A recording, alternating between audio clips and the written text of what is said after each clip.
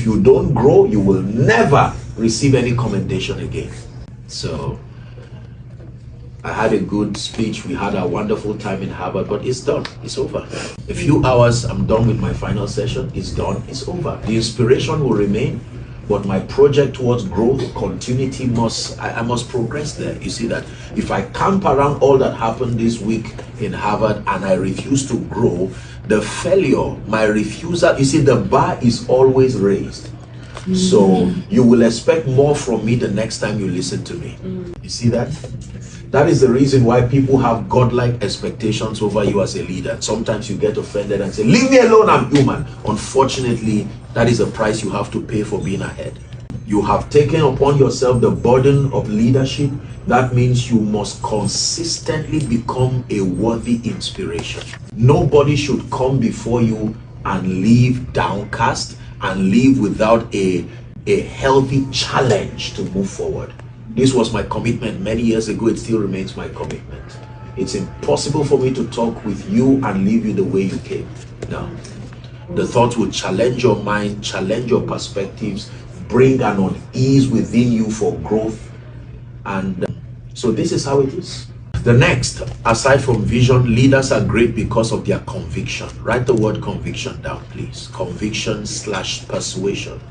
Leaders are not weak people. They are not afraid of being alone. They are not afraid for standing for what they believe. Let me call a few names and tell me what you think is common between them. Mahatma Gandhi, I would call for those of you who are Nigerians. Nelson Mandela. Well, fight for freedom. They were all activists. Conviction. Beyond what they did, they were people of conviction.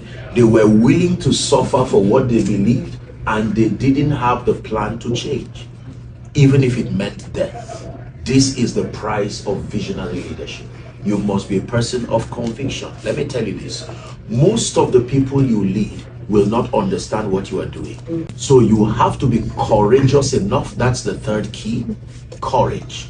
You must be courageous enough to maintain your convictions and not be afraid of being controversial.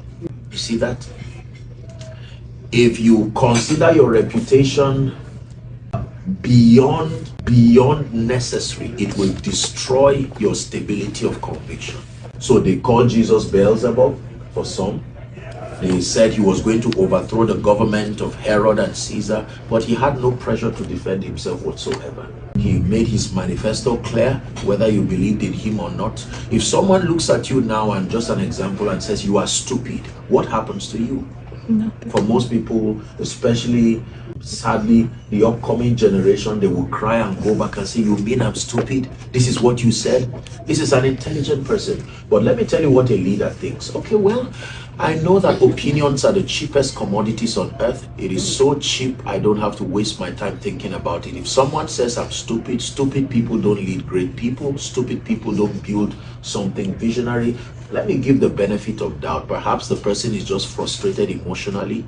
Psychology teaches us that only wounded people wound others.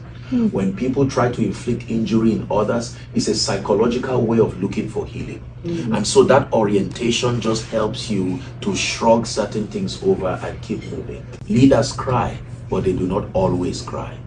They only cry when it's necessary. Jesus wept how many times? Twice. 3 times in fact. 1 as a baby, justifiably so. 2 before Lazarus, as proof of compassion. Is that right? And then 3, Jesus wept. What's the third cry? Thank you. He wept over Jerusalem because of ignorance. Jerusalem, Jerusalem, if you had known in this your time the things that pertain unto your peace, but now they are taken away from you. So I've given you 3 keys for visionary leadership. 1, vision. 2, conviction. And 3, courage. You need courage because you are going to be smashing records. You're going to be doing things that have never been done even in your campus. Can I give you one more?